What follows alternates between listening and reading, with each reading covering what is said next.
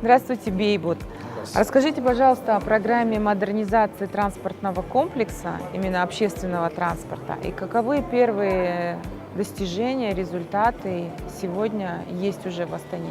На сегодняшний день актуально стоит вопрос развития общественного транспорта. Зная все проблемы существующие, мы ведем комплексную работу, и наша программа называется «Модернизация транспортного комплекса города Астаны».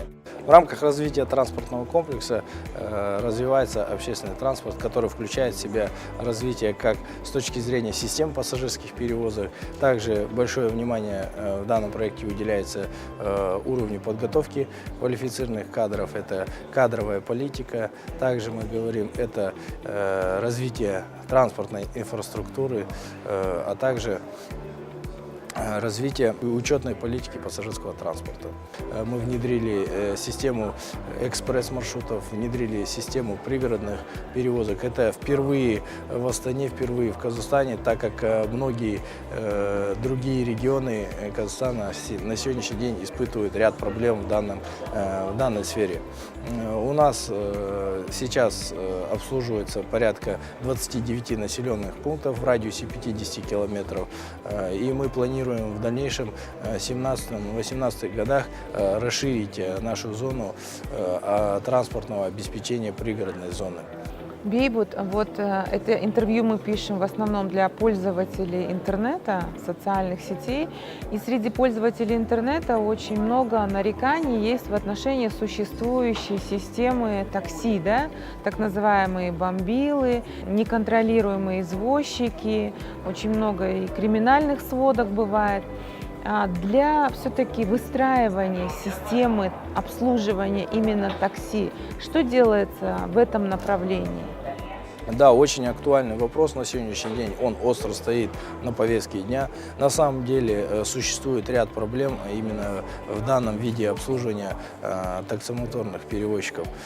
Сегодня у нас есть разработанная комплексная программа по решению и приведению его в соответствие в международным стандартам.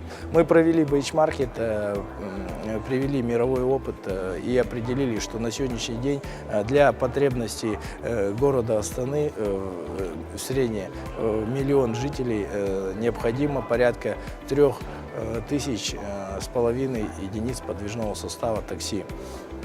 В связи с этим мы сейчас в данный момент рассматриваем на первом этапе приобретение порядка 2000 единиц. 500 единиц планируем до конца года и остальные 1500 в течение 2017 года.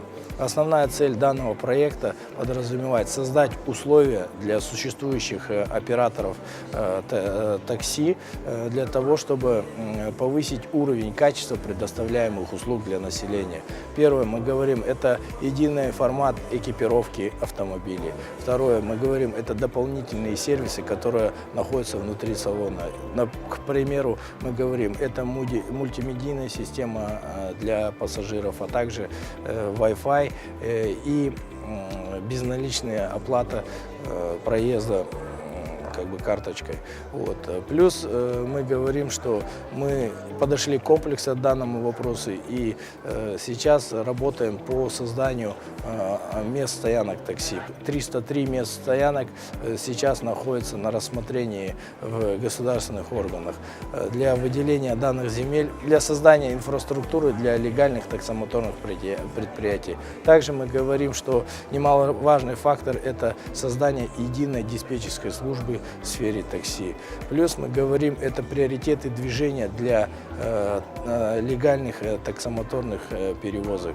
Все данные факты, они в целом положительно влияют на развитие данного сектора.